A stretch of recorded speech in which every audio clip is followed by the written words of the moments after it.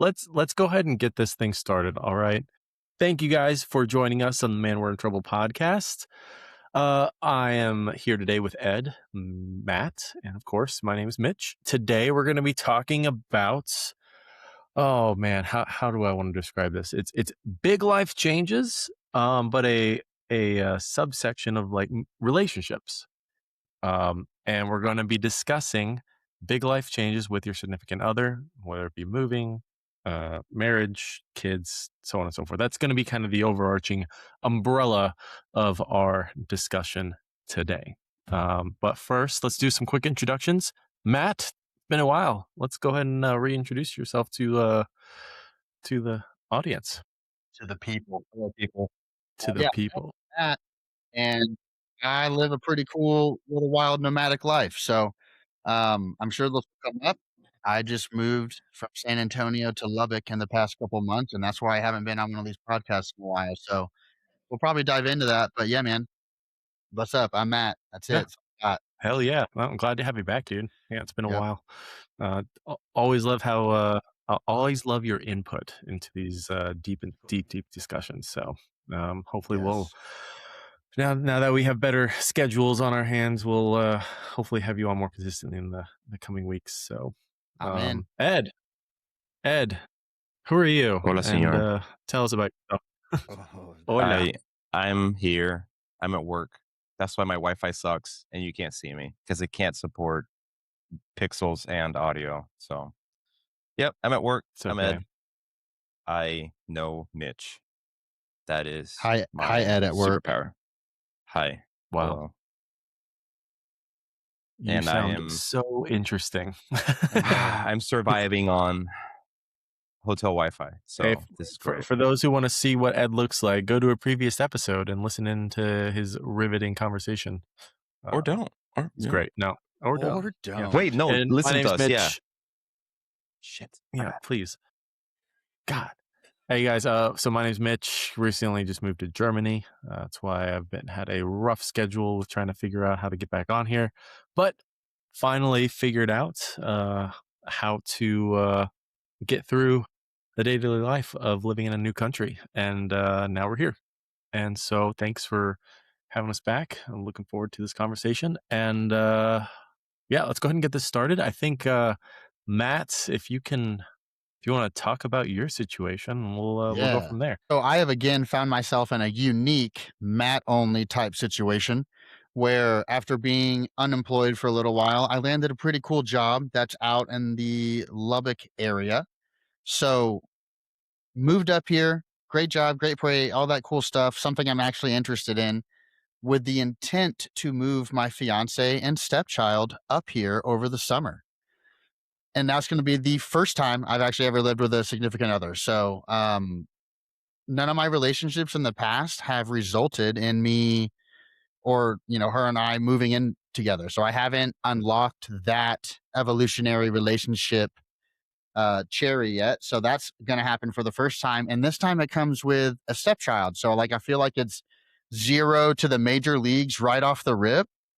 You went from being single to proposing, having a fiance, and you haven't even moved in yet with each other and lived with each other. Yeah. Some people probably think that's crazy. It's okay. You know what? I think it's working, with your and I'm happy. I think your situation is probably more common than one might think. However, in my brain, yes, it seems like a lot. It's 0 to 7,000 in a matter of 2 seconds. But I do think there are people in your situation. So we definitely, I think, should be diving into it. Yeah, and we can address the whole idea of timelines, and the rigidity that some people put on themselves to, I can't reach XYZ milestone until this amount of time. Yeah. And there is no one size fits all. Yeah. I think pop culture, Hollywood, social media has definitely put in specific restrictions or constraints on us mentally, but reality works very differently. Yep. for everyone. So Yeah. yeah, wow, that's a lot, dude. That's a lot. Well, and I'm to assuming to you have kind no of stress. well, yeah, of course not. So to kind of stoke the fire a little bit, and for anybody on this listening that is in the corporate America world or in the tech world or any of that stuff, you'll definitely relate to like the oddities that are within this corporate America crap. I don't know. It's a weird world, right? Like, buzzword soup and all the stupid acronyms. But I moved up here for this job that's in a pretty deep tech type role. And within the 5th week, they fired my boss. Right. So like kind of changes the whole thing. That's the guy that convinced me to move here and take this job. And I'm gonna like move my family up here. My fiance is gonna quit her job that's going well and stable and like pull her son out of school and move up here. That's a big change to then have like, hey, we terminated your boss, you're interim in charge, and you can also be a little bit more flexible on like a hybrid style schedule. And like, okay, so now should I move them up here? Right. So it changes everything. Like you were going to move up here. It was just going to be us. And now we've landed on we're going to keep them where they are. And I'm going to travel back Mm. and forth. And we're going to kind of bite the bullet on that for another year. So, like, Oh man. add more stress to the situation where I'm going to Yeah. make that sacrifice so we don't have to leave our tribe that is in San Antonio. Her Mm. parents, my That parents, kids' parents, friends, family, everybody's okay. there. So you have a tribe there. That makes it a little bit different in the calculus of Yes. things. So I would Yeah, the understand support why you would. structure is a Yeah, big plus to have. I was in essence 100%. asking her a really big question. And I like a lot. And I said this to her. I was like, hey, this is a really big ask. So, like, you know, let's talk about it. Would And the ask was to move up here, right? Uproot your life and yeah, move up here to start our life together. right, And she did agree, which, that was the plan, which I give her a lot of credit for because that's a big ask, no matter what situation you're in. for sure. Was she I she had a job. Is she gonna get her job back now She that did she's staying there uh, now? well, she didn't quit her job. She wasn't gonna put Oh, her she 2 didn't quit weeks her in job. for another, like, month and a half. But I was like, "All Okay. right, I think things have changed here, and I don't Yeah, know if I trust in my gut to have you uproot your life and move up here." So, I kinda have this, like, hybrid we lost him. I kinda have this hybrid situation going on. We're like, "Yeah, we're moving in for the first time," and we just wanted to add some pizzazz to it, right? Like, let's make it zesty and incorporate, like, a change in where we're gonna move to where I'm gonna buy a house, or I already have a house down there, so we already have a place to live in that area, like, we don't need to do that, and yeah, just sacrifice short term for long term gains? It's gonna be hard, we know it's gonna be yeah, hard, and it's gonna be stressful, right. but yeah. Yeah, yeah, no, for sure. I How think go ahead, Ed. Go ahead. I I'll let got you go yeah, first. my question was gonna be, so when you sat down with her to initially have that conversation of, "Hey, my career might take me in this direction, which is going to require her to potentially make a sacrifice on her career and her family and her location." How did she receive it? Like, was it immediate pushback? Was it like, okay, let's get all the information first? Like, what was the level of supportiveness? How did that go? You know, it it was not immediate pushback. It was a little bit of a shock because it was further than we thought when I was looking for jobs, but I explained, like, the opportunity and what potential I think it has, and the pushback was just, like, the f out of fear, right? This is a Of lot. It's a lot to which is change, rational. Yeah. just rational.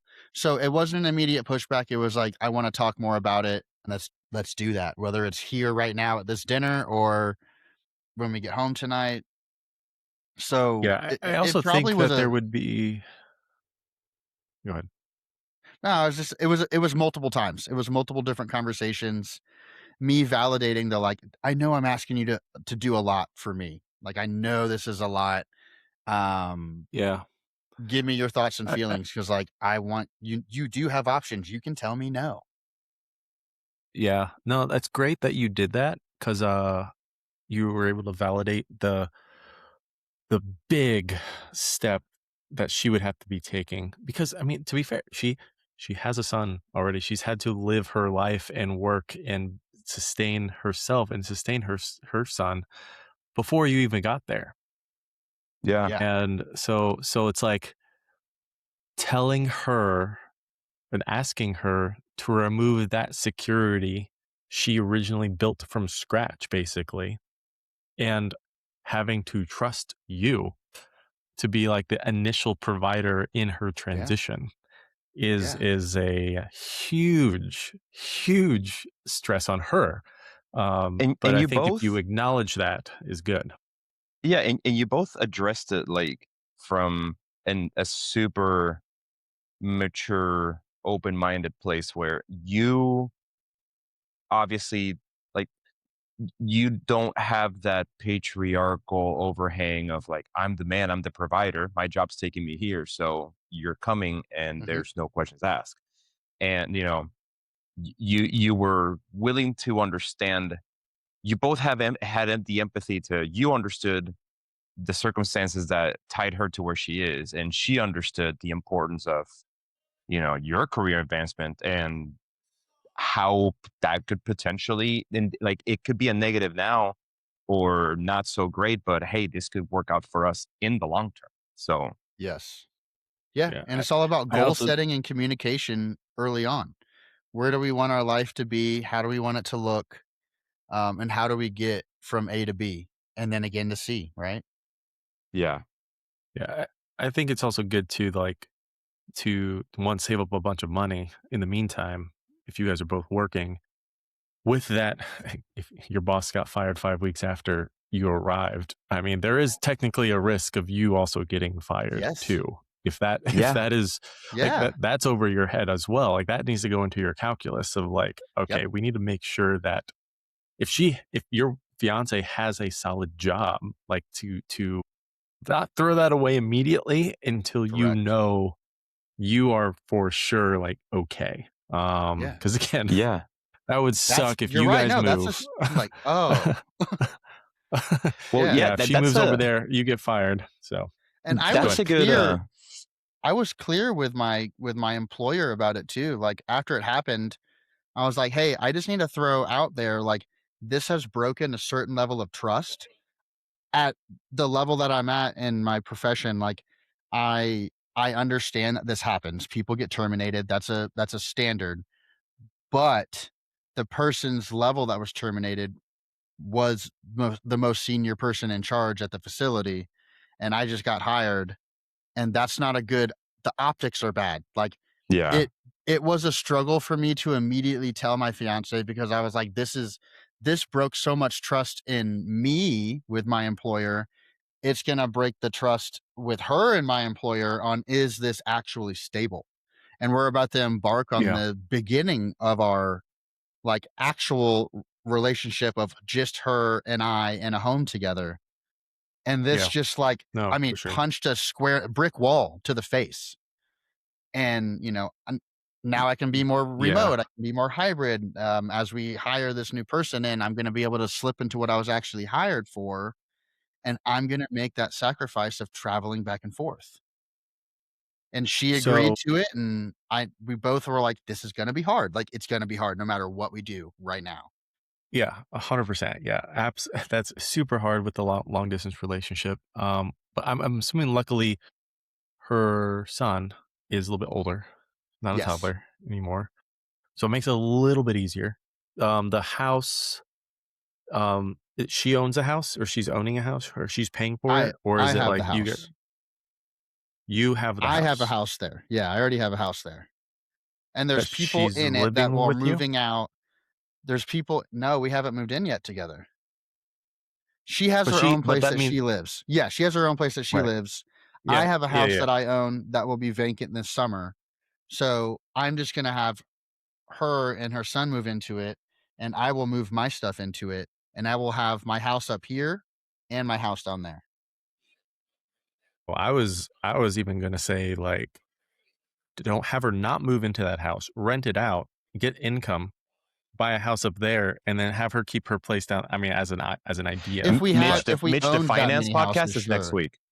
Yeah. finance It's dude, yeah, it's gonna work out. It's fine. I'm just Well, and that part of it's handled. the two things that that's that'll fair. set you up for success when you're dealing with a job transition like that, more than communications. Like, one, there's going to be a distance aspect, and it's understanding that distance works when both parties know that it's temporary and there's Mhm. an end goal. And the other thing too is Yeah. like setting realistic expectations. Like, obviously this is good for you, but you don't, the last thing you want to do is like pitch this, rose colored glasses view of what it's going to be like to your partner. And then next thing you know, you're gone all the time and you have all these obligations. And she's going to Right. probably build some level of resentment to where she's thinking, like, this isn't what I signed up for because this isn't what you actually told me would happen. So, Mhm. you know, it's one of those things where you tell them, like, this is what's going to happen. This is how it's going to work out for us in the long term. But I need you to understand that there is going to be a period where it sucks.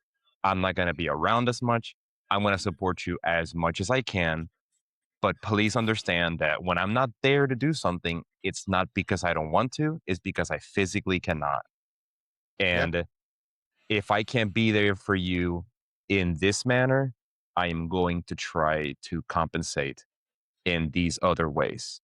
So this is Yeah. one of those points where it really matters that you have a partner that's not codependent and has like a level of independence to where, like, oh, we'll be all right. We know you're gone. We support you.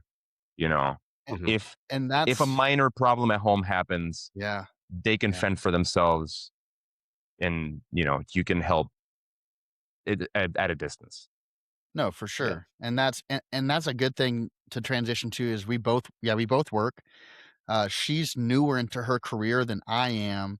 So it's pivotal for her to get this experience and time and role now. So like she's out there grinding too. Like she's working long shifts every week. Her schedule fluctuates. So like even if we are in the same space, we're both working in a way and we understand that that's what we're doing to benefit us in the future, right? Like we both Yeah, know it's part of the deal right now. We don't have the option to not both be working at the moment. So Right. even if, Yeah. living together, we were going to be away from each other all the time anyways. The way things are panning out here, it looks like I might not have to live here full time future state. So we'll make the sacrifice for now, save the money, and kind of have this non-traditional situation taking place, but we have agreed Yeah. we can do it. We know it's going to be hard and hopefully come out stronger and more in love at the end of it, right? Yeah. That's No. yeah, best case Absolutely. scenario. I think Best case scenario is it's live happily ever after. Make it work. I think it's important for a lot of guys to realize that in a situation like that, where you don't feel like you have a lot of control over certain elements of your relationship, the the the key to success is not to try to take control over individuals, over your significant other, Mhm. over your stepchild, over that stuff, because that will, I think, create a feedback loop of negative things to add to your relationship. Like in a situation that you don't have control in, find out where you do have control, and like if your significant other can help you alleviate that control, understand that and help, like, have her do that, like have her help you find out ways to take control in the entirety of the relationship, not just you Mhm. controlling everything. yeah. And And I think when you that's try to key. take control over things that you when you try to take control over things that you can't, you will be blamed when those things don't go the right way, whether you could do something about it or not. So if you decide to take control over something, guess what? Now it's your responsibility. Even they'll have stay-at-home wives. They'll pitch this grand, like I said again, rose-tinted glasses view of what life at the airlines is gonna be. Oh, honey, we can live anywhere we want. I'm gonna make so much money. Well, guess what? First couple years, you don't make a lot of money. You're junior, which means you get the shit plane, the shit assignments, the least schedule friendly trips, the most nights away from home, but you promised your spouse that she could live anywhere she wanted. So guess what? Now you're traveling on your days off across the country to LAX because you promised her she could live up in upstate New York by her parents. Yep. You did this to Yeah. yourself. You didn't set realistic expectations. Yeah. And guess what I hear at least once a week? Yeah, man, I'm getting divorced. I think it's important for guys or for anyone. Maximum, I'd say 2 big life changes at any given moment in your life. Maximum 2. For example, for me, it was moving. I try to keep it at one big life change. I did not want my wife to quit her job while we moved overseas. While I changed new jobs. I guess it was 2 things. I had to move overseas and get a new job. 2 big stresses in my life. Everything else I needed to make sure to stay the same. If I didn't, if I was like, hey, babe, we should try for a baby. Well, at the same time of us moving overseas and I have a new job, that would have been absolute. No. For you, Matt, like you are moving, new job. I think again, if you add another element to that of like her not having a job, hey, babe, I need you to quit your job so you move with me. That's another, I think, a third life change of if your spousal relationship, or you're not spouse, but you're just a relationship in general, that would cause issues. If I told my wife, hey, babe, you should quit your job, so I have to move overseas on a single paycheck with changing jobs myself, I think that would add an extra level of stress that I think would just cause my relationship to spiral. So now that I'm like, so I think that's what people need to realize. Like, don't put multiple big life changes, more than 2, on your plate at any given point. Well, to be fair, that's the idealist view of problem solving. 100%. Because the real world, 100%. that shit doesn't work that way. So you can't always plan for that. That's Right. that's an I know, ideal I know. situation, Mitch. I didn't know my boss was going to get fired on my 5th week here, and I was going to be able to shift into a more hybrid role, and you know what I mean? Yeah. Okay. Let me rephrase. So let's put it this way, Mitch. Things that you hey can guys, control. take one problem at a time. Yeah, no shit. So let me ask you this. Yeah, okay. I cried one day. Yeah. Okay. So there's always discussions with my wife of like, hey, what should we do with daycare? What should we do with her job? What should we do with my job? Am I going to get deployed? The whole situation with current geopolitical events. That created a lot of stress. Oh no, yeah. Like, am I going to get deployed? Am I like, there's all these things that yes, we had to deal with while moving here. And then it was like, the I'm not going to get into geopolitics, but it is definitely one of those things that I had to make a realization of myself of like, hey, I need to take one thing at a time. I can't control everything, and I try not to. I wanted to travel the moment I got here. I was like, hey, let's go to Switzerland. Let's go to Austria. That was a mistake because I put too much pressure on myself of wanting to go out and do things because my dream was to move over here. And so I put unnecessary pressure on myself because of what my brain was like telling me what the dream would be, and I had to come to a realization one day of like, okay, this is the real world.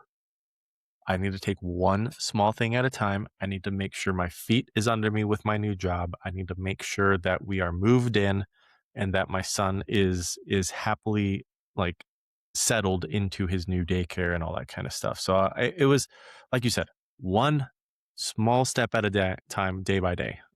That's ultimately what I did. Has it worked? I don't know if that Are things slowly stabilized?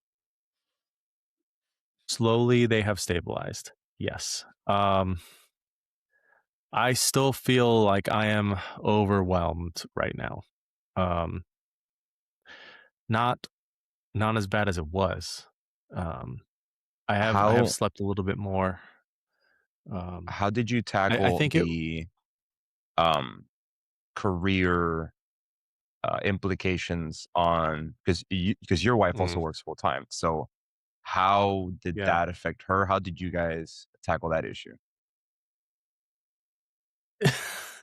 we are still tackling that issue because I'm really happy that she has a job. She is making almost, if not more than me right now. I don't want her to lose that job. Because I'm over here afraid of if she loses that job and I am the single provider, the sole provider of our entire household, we wouldn't be able to live the same way that we have been living over the last 5 years. And that's a big stress. And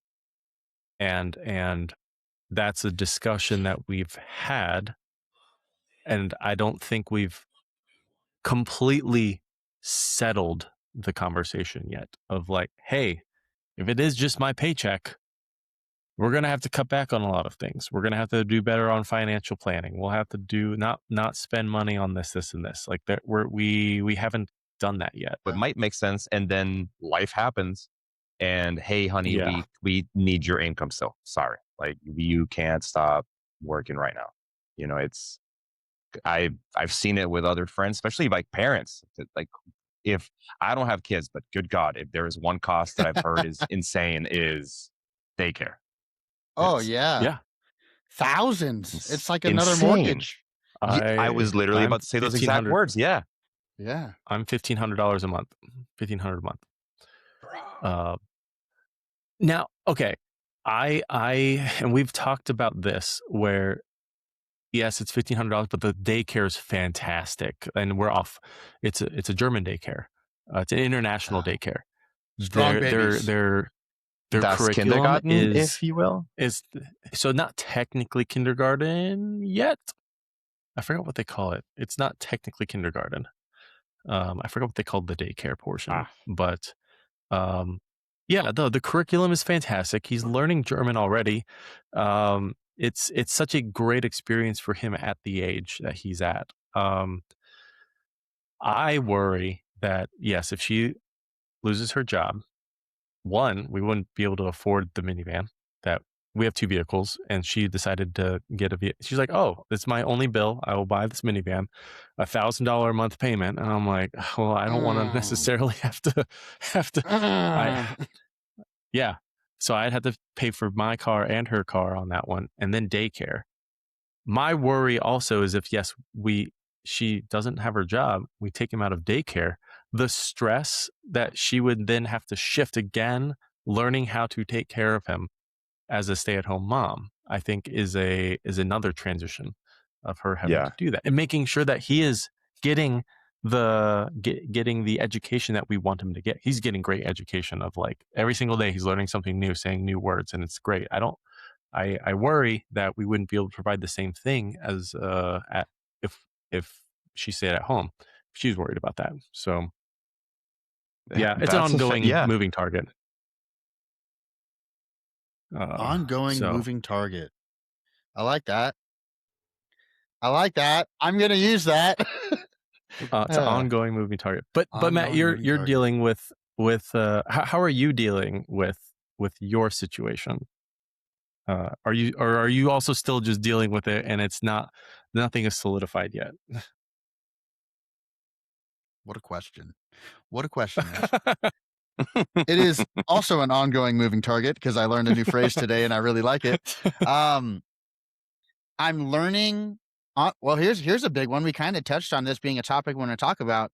I'm learning how to communicate these types of things to my partner more efficiently and in a way that she receives them better.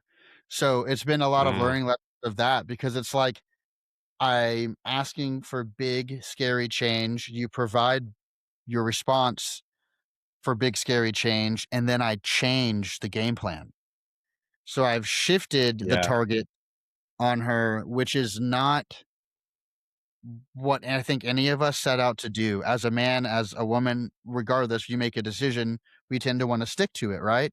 So, like, my Yeah. conversation with her on Friday was like, hey, I need you to hear how I feel, because I feel like I've failed you in the decision making process, because I've had to change the end target on you. And that's a lot to ask of you, to even have to consider that so many times so soon. Like, these are big life changes that you're agreeing to, and then I'm stopping, and then we're starting, but with a different target. So I have different playing fields that I've jumped back and forth to, which has made it more challenging. And it's made, like, I don't want her to question my decision making. And I don't think she Well, is, but she understands, like, the severity of how each one of these little chess pieces has shifted. I'm like, oh, I actually didn't see that move being a possibility. That opened up a new potential on the board. How do I articulate that? Because I see it and I understand how this board is moving, but she can't be in my head. How do I get you in my head, right? I think like I mean, Mitch and I also have seen this so many times in the military. Mitch more than I, since he's active duty. But the goalpost constantly changes. Today, you think you're doing one thing, and your command team tomorrow can just snap their fingers and decide, well, actually, now we're doing this.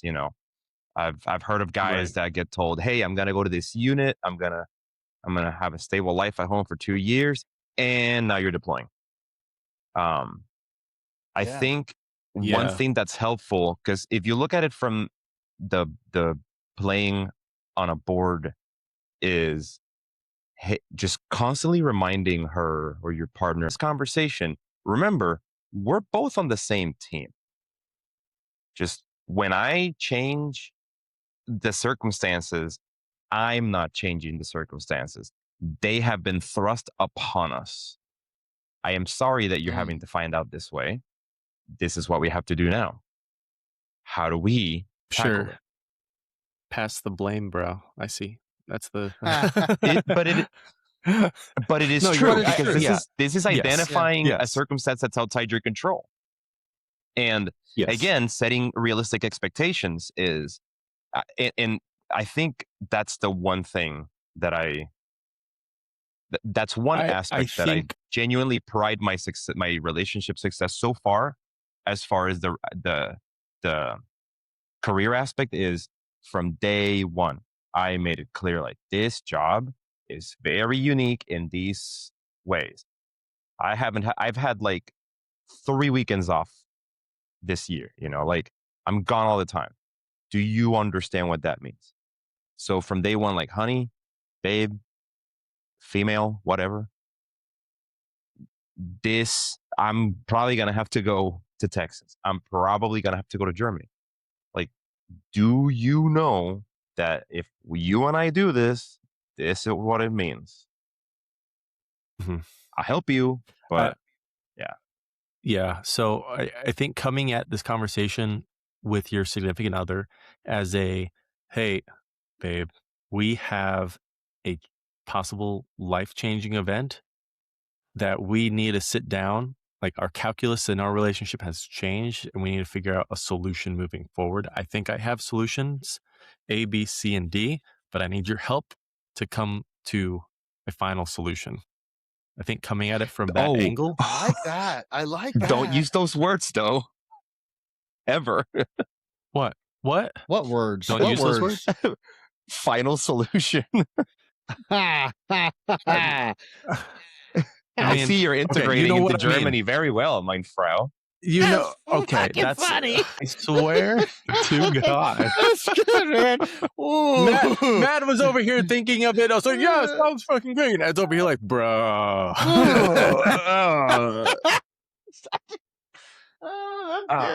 That's great. That's great, because I'm pretty sure our listeners also probably thought either Ed's version or Matt's version of like what I just said just now. Wow. Because I That got me definitely was going. That not. got me going. That was good. I Oh, thank you, so Ed. yeah, no, I think.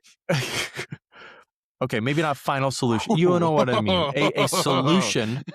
A God damn it. Damn it, Ed. That's just too It's funny. okay. I'm glad you called it out because I wouldn't have noticed and we would have been called out in the comments. So yeah. They're definitely gonna know about it now. my point being is that you should not go to your spouse and say, this is how things are going to happen now, and expect her to not have any kind of input and your relationship still be healthy. Like, you need to know that you are a team in your relationship. Come with possible solutions, but you both work together to make sure that both of you can come out of it with a solution that is suitable for your relationship and to keep it healthy. Yes. Well, and you need to also like yes, but that segues into a good a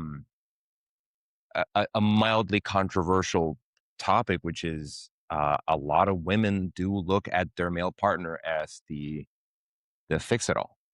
Like, oh, well, we have like you're the man, take care of it, like fix it. So like, sure, no, that's what you can come the decision maker with solutions.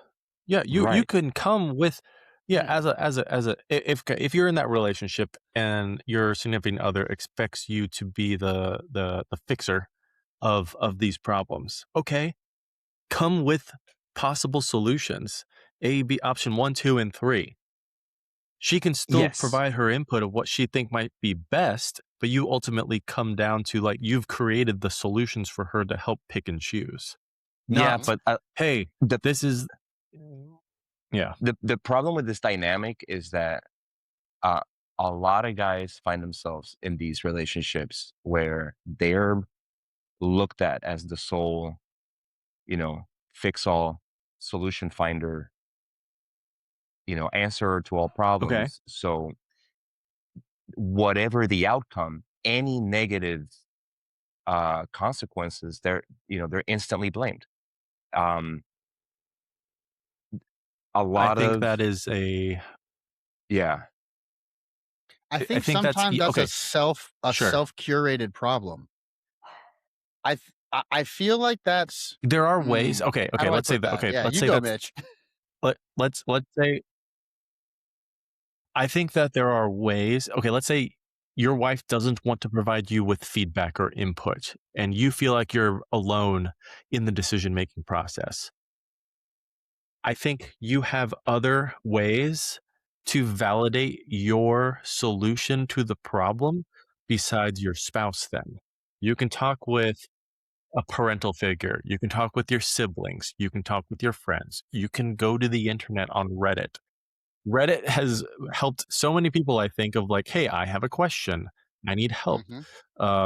You can talk to this podcast. Send us a message. We'd be happy to help. But is that it depends. I don't think it depends on, okay, if you as the guy ask for your spouse's input and you want your spouse's input and she doesn't give it back to you, I think that's not a healthy relationship. No, your spouse should be able to provide you feedback if you ask for it. If you ask for help, he or she should be able to provide you that feedback. If they don't, that's not healthy. Right. If you don't want their feedback or don't care about their feedback, that's also a problem. I think that's also a problem from a different angle, especially if they want to provide the input. Now, if you're in a relationship that you don't care about their input, they don't want to give their input, all right, then all said and done, it doesn't matter. Then there should be no issues and you shouldn't have a stress on yourself, whatever decision is made. I would say that that's only healthy if things don't turn out well and you're not blamed for it. Yes. But a lot of times the guy is put on the spot for the responsibility of the decision. And no, you're the guy, fix it. But when things don't turn out, it's all blame directed at him. Like, oh, well, you should have done it this way. Oh, and that happens a lot. A lot of women in relationships will deflect the responsibility. They don't want to be responsible for a negative outcome. I think And if you that's find a yourself with separate issue altogether.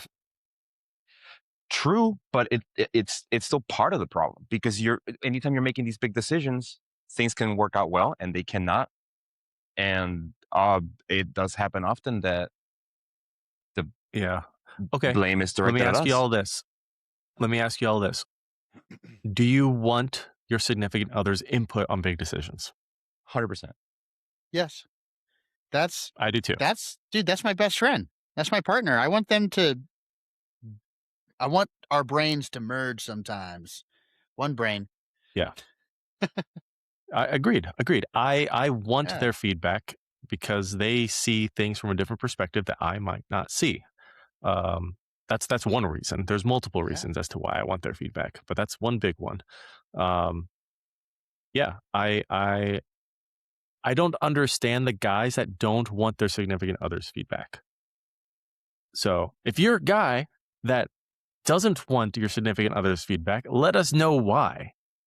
And if it's because you think your significant other is dumb, then bro, I don't think you should be in that relationship in the first place. Like Yeah. that's a different issue altogether. If you don't trust your significant other to provide you with good feedback of a big life change or a big life situation that you are in, then why are you with them in the first place? Well, a lot of young men That are is are raised to, just take charge. You're the man, be the leader. And okay. the You problem can be a is, well, leader. right. The problem is they misinterpret this to be an autocrat. And that doesn't be a leader doesn't mean that you don't take your subordinates. And I don't say subordinate to say your partner's your subordinate. I'm just continuing the analogy. Your subordinates Yeah, yeah. could have usually do have useful feedback. There Right. there are hardly any You, decisions as in a relationship where you're going to have to make the decision on the fly without your partner feedback or consent. And if that ever happens, you both need to have that shared mental model where, hey, if I ever make a decision without you being there, whatever I choose, just know that I did that because I thought that was the best outcome for both of us. right. If you are if you're in a leadership position, if you are in the head of the household, if you're whatever, asking for someone's input doesn't mean you are less of the leader, head of household, or anything like that. It just means you understand that you might not have all of the answers, you might not have all of the solutions, and that you might need help from other perspectives to provide you with the best solution moving forward. That's all that means. You're Yeah. a better leader, you're a better person, you're a better man because of you asking for different perspectives on certain issues. Well, let me ask you guys both this. Have either of you previously been in a position where you made a sacrifice for your partner's career or life advancement or anything like that? I don't sacrifice shit. No, I'm just kidding. I'm just kidding. um. Oh God. Let me think. I What he's thinking? I I want you to ask the question one more time. Have you ever had to make a life or a career sacrifice for a spouse or a partner? I've made sacrifices when it comes to like ranking my next desired job because of what Kenzie would have liked me to rank, if that makes sense. Like That there was makes a job that I was like, oh, that's I fair. would really like that. That would be a fantastic job, a fantastic location. She said, nope, anything west of here cannot go. Cannot go to these bases. Cannot go to so like yeah, in the military we can rank our jobs that are on the list. And so I sit down and it's something that might I think would help my career. She'd be like, nope, can't go here because of X, Y, and Z. So from that perspective, I've made a sacrifice. Granted, I don't consider the job that I currently have as a sacrifice. It was top 3 for a reason. It was on my number 1, but it checked all the boxes of what we both decided to come. Gosh, we've made a sacrifice in the sense of like, hey, it wasn't my initial desired position. However, it checked 90% of the blocks that we wanted already, and it became my number 1 position because it checked all of our boxes. Does that make sense? So Just location. it was between a few: Japan, Hawaii, Oh, Italy. okay. In Japan. None of them suck. That's good. No, none Yeah. of them. Yeah. None of them were terrible. None of them were terrible. I love Japan. I would want to move to Japan. Hawaii. It was just the time zone difference for her job would have been very difficult. She would have had to wake up at midnight to 8 a.m. for her job. Oof. Yeah, she would have had to red eye her whole career. Yeah, did not want her to do that. So there was that. Damn, remote night shift would be awful. Ugh. Yeah. Remote night shift? God. Self-induced in the house would be like prison. Yes, that would have been absolutely rough for her. So, moving over here, the sacrifices that I had to make for moving over here, though, is I am now fully responsible with to and from daycare, and I have to adjust my hours the best I can, or be more proactive when it comes to making sure that I can pick my son up from daycare, because there's specific hours. I might have to stay late. There's a whole bunch of other different issues that I've never had to deal with before at my previous job, because previous job, daycare was like 3 minutes away from the house. Her schedule was regular 9 to 5. She also worked remotely, so she could like actually adjust with picking up our son. Now, daycare is 35 plus minutes away from the house, close to my work. There's time differences, like there's time restrictions for picking up my son at the daycare because of it being an international daycare. But I still have to deal with my dynamic schedule being in the military. And so there's that stress of, all right, well, who sacrifices whose job? So even though we are forward and it's better time for her to do a remote job, her work hours is now noon to 8 p.m. Which, so that 5 p.m. to 8 p.m., that's, I have to pick up son, feed son, take care of son, get son to sleep before bed. That's like prime time. She can't get out of that. And that's only on me, while I'm also having to deal with possibilities of staying at work late. So that's been a huge stress on me, and a huge life change. So we're dealing with it. It was just the 2 months of trying to figure that out. Also, we don't have a was it the community? Not community is not the right word. A tribe. No, my parents. We don't have a tribe here. We don't have a tribe. So my mom's not here anymore. My brother's not here anymore. So we don't have anyone that can, like, in an emergency situation, pick up my son. You two. So that's another.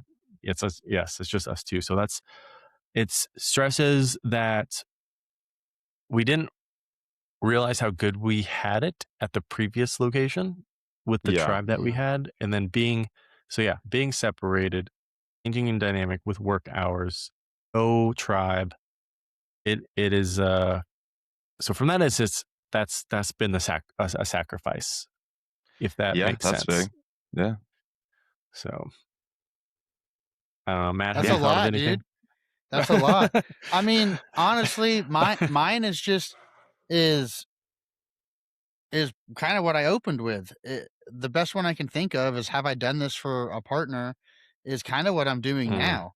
Being like, I'm not gonna rip you out of your tribe and our tribe and make you, like, I'll sacrifice more on me so that you don't have to do this. I don't know if that's really the right way to approach it, but like that's the only one that I can compare it to is Yeah. Well, yeah, like I said before, you show a willingness to pick up slack in other areas to make up for the areas where you're not able to normally be there. Like, hey, before I could do this for you, I can't do that right now. I'm gonna try to show more effort in another area yeah. to you can always find a way to be supportive in a different way. And that as long as I feel like an attentive partner is always going to resonate with like seeing effort. Yes. Right. It like Yeah. in this kind of thing. Hmm. Yeah. Oh, and I don't know if it's a sacrifice. Again, I don't want it to sound like I'm complaining, but it's definitely just been an added stress because of the change. It's What's just wrong with a change complaining? in general. You like that's We can another thing that men don't do. We gotta vent. We gotta let it know that sometimes we just gotta let shit out.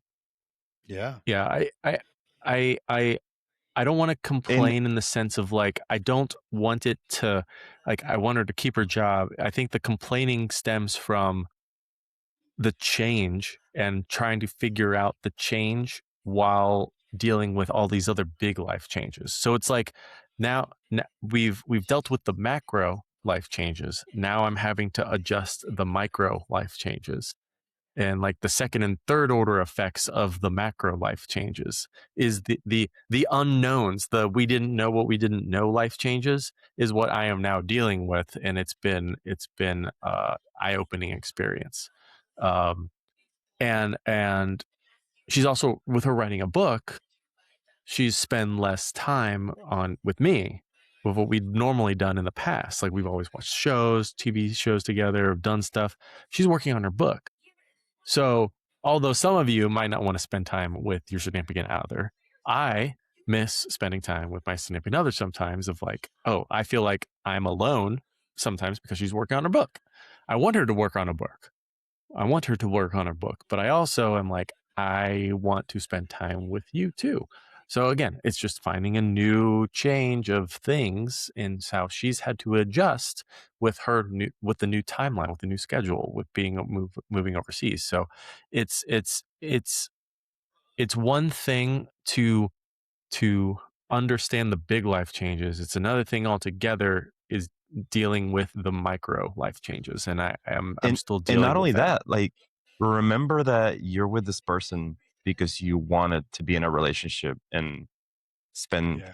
time with them. So when Yeah. you tackle the real world problems, you can't forget that you still have to make time for each other and actually have a relationship and do your best to not put yourself in that situation where you inadvertently find yourself living with a roommate because I almost had something similar happen when I first moved to my new city for my new job. Like my current job is we we spent so much time after COVID in solution finding. We got all these life changes happening as well, where I was getting a new job and moving somewhere different that we just kind of found ourselves both on autopilot and we had to sit down and have a Mm, conversation where I said, hey, I feel like we're just kind of roommates. We need to take a pause, we need to reevaluate, and we need to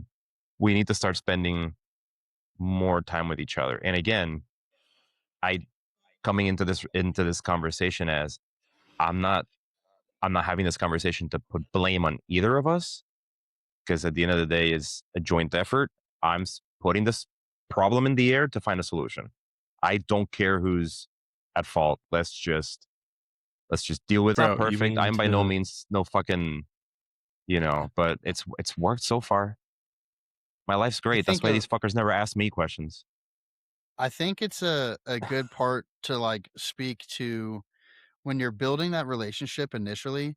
It's really important to make sure that you have someone that's compatible with the way you live your life. I know that sounds silly, but I watch people force relationships where they're not really like they don't seem like best friends. They don't have the same thought processes when putting decisions together. it's really important to make sure that you guys are aligned in life, and it feels like it's your best friend and you want to do all this stuff with them. So you people out there listening, make sure you're picking people that really suit how you want to see your life transition into. Yeah. Yeah, I, you okay. go I for want it. to. I want to add. I do want to add, and I think this is something I've had to learn is that as your life changes together, your situations with your significant other will change too. It can't always be like it was. There will be times where It's you never going will to. be roommates. There will be times where you might feel like roommates. That's okay. That's okay. Mhm. There will be times where you can now spend 24/7 together. That's okay too, but you might need your own alone time. I think we need to also realize that there's always going to be these fluctuations in your day to day. When you have kids, you won't have the same alone time like you used to. You're going to have to deal with tantrums all the time. You're going to have to understand how a toddler, like dealing not only with your with your significant other's tantrums, but dealing with your toddler's tantrums. Yeah. I have been a butt sometimes over the past few weeks because of the stresses with our lives changing. I have been, I think, very confrontational, short-tempered. And she would tell you, like, I have been probably an asshole some days. I have acknowledged that. But man, there are some days where I am just pissed off at life. I am short tempered. I don't know how to get over that sometimes. I'm not at 100%. I was not at 100%. Um, luckily, I've been able to tell her that I've not been feeling well. I have not been 100%. She has also And not been at that's 100% and too, which is which makes it hard. that's a big thing that guys need to screen for when they're looking for a potential life partner is do not seek a partner that treats your problems like her unnecessary baggage because you're both human, you're both going to have issues and you should both be able to talk to each other. Because if there's one Yeah. thing that Yeah. I've seen online from uh is this mentality that whenever a man opens up to a woman, oh, I'm not your therapist, I'm not your mom, go, go get some help. Like, hold on. But then what's a line that so many guys hear when they're initially dating somebody? Oh, well, I've been hurt before, I have my walls up, I got all these problems. Like, you both have to be willing to listen to each other. And Yeah. there's a lot of discourse about toxic masculinity, but young men also struggle from this very real and terrible reality that a lot of women just don't care to listen to us either. You both have to be there for each other. You need a partner who is willing to listen to you. Yeah. I think one of the big ways that I was able to kind of start fixing the problem was asking myself what was causing my issues to become short tempered. Like why was I feeling the way I was? And it took me a few days to kind of understand like why I was feeling that way. And I still don't know everything, but I think but one of the big issues was the expectations that I had of myself and the expectations that I had of moving here did not match. Like the reality did not match the expectations. And so I put all this pressure on myself unnecessarily. And Again, that I kind of unrealistic came to that expectations. realization. Yeah. And I was like, I I think it's okay to just have a few days to do nothing, to like actually just to take a nap, to veg out, to maybe have some alone time, work with your partner and figure out, hey, can you take him all one day so I can have alone time, and then the next day I'll take him so you can have an alone day. It's like figuring that out. Again, I'm still going through it, but I think that was a huge chip away at the solving the problem, was to really be honest with myself as to like what the problem was. And I was not doing a good job at that before. So we, as far as our partners, need to know how to set realistic expectations as well, not just ourselves. Yes. We are human. Even though we are guys, we aren't going to always be at 100% and be okay with it sometimes. Or let us know. I don't know. You guys, I can't find what I'm trying to say. Yep, and I can't read your mind. Know what I'm trying to say. Which ladies, we can't read your mind either. All right. I'm gonna.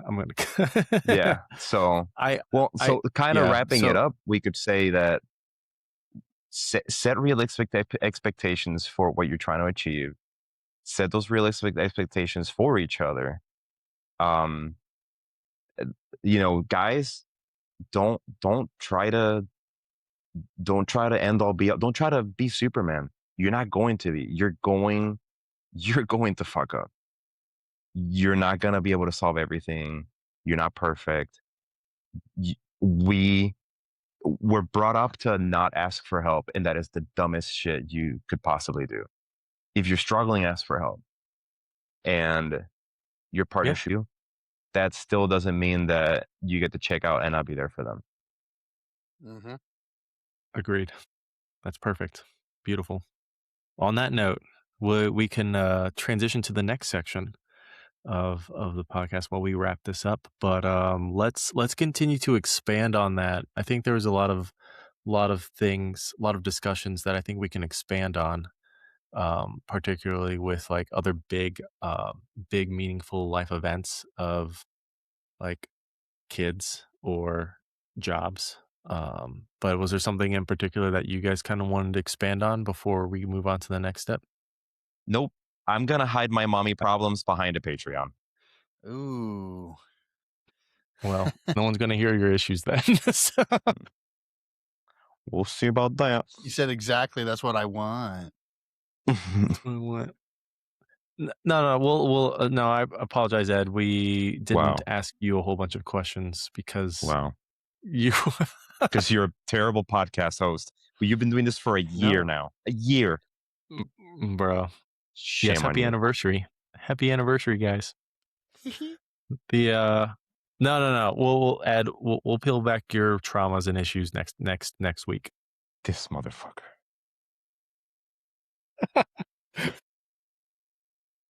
Is there something that you would like to talk about right now before we leave?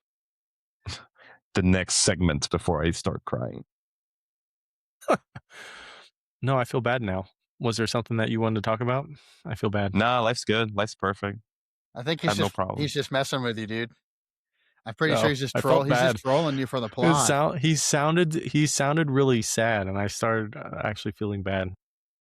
Wow, that's just how a little bit. You. I actually want you. I want you to talk about your book that you're reading, because I want a new series to read. Dungeon Crawler Carl. I think we maybe chatted about it, Ed, a little bit last week. But Matt hasn't heard about it yet. A little bit. I think you chatted a lot. Guys, Dungeon Crawler Carl. Absolutely fantastic. I want it. It's a literary RPG.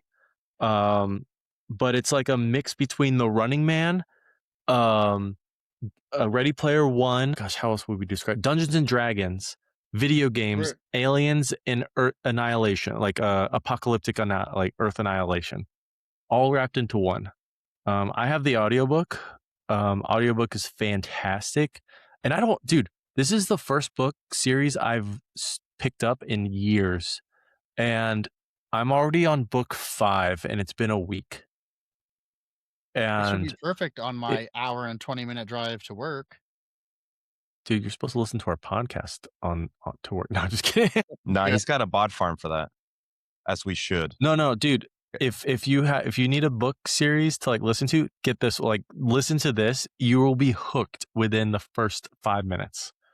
I'm going to. I have it pulled up. I'm pretty sure I have an Yeah. Audible account already, so I'm just gonna rip it. Yeah, the voice actor, he sounds like Kronk from Emperor's New Groove. I don't know who that actor is. I love Kronk. He has the demeanor of like the voice actor is completely different. The voice actor does not sound like this guy at all, which does not look like this guy at all. So I was like, what? But no, he's super talented. I am excited about continuing to listen to this before I go to bed tonight. But yeah, I can't put the book down. So you're gonna have to let me know next week what you think of it. I will. Ed, are you listening to anything or reading anything? I'm listening to Lions Led by Donkeys. That's always a fun podcast. That's it's Lions Led by Donkeys. It's Lions the thing Led of by Donkeys. The theme of the podcast is like military fuck ups, like just horrendous military fuck ups from bad leadership. They've never had those. Never. That doesn't exist. Yeah, I don't know what you're talking about. Nope. Also, Behind the Bastards is just a classic. And Behind the Bastards. I've been binging the shit out of Knowledge Fight because every time I hear Alex Jones say some nutty shit, it just makes me so happy and laugh. Donkeys led by, or Lions Led by Donkeys. Yeah, I was gonna say that's literally the exact opposite, bro. Lions Led by Donkeys. Okay, I see. Okay, I'm still reading the Pentagon Wars. It's been pretty good, but I've been very busy at work, so sometimes I get so late to the hotel. Interesting. Okay, yeah. No, I'll say that. And what was the other one? Lions Led by Donkeys and what? Behind the Bastards and Knowledge Fight. Behind the Bastards. That was pretty entertaining. Okay, sweet. I'm adding this to my follow here. Awesome. Well, thanks, guys. Glad you glad you're here. Glad we were able to chat and catch up for a little bit. To all the listeners out there, if you guys made this far, thank you again. Appreciate you supporting us for literally the last year. Like, no kidding. It's been about a year since we first started this. Definitely still learning. But hey, we appreciate everyone's feedback and comments on our YouTube, TikTok, Instagram, everything else in between. If you haven't yet, please like, comment, and share our stuff. And if you have any questions, comments, or concerns, or topics that you'd like us to discuss, let us know. We'd be happy to bring it up. Again, my name is Mitch. This is Ed, Matt, the Okay, love you. Bye. Podcast signing off. Bye.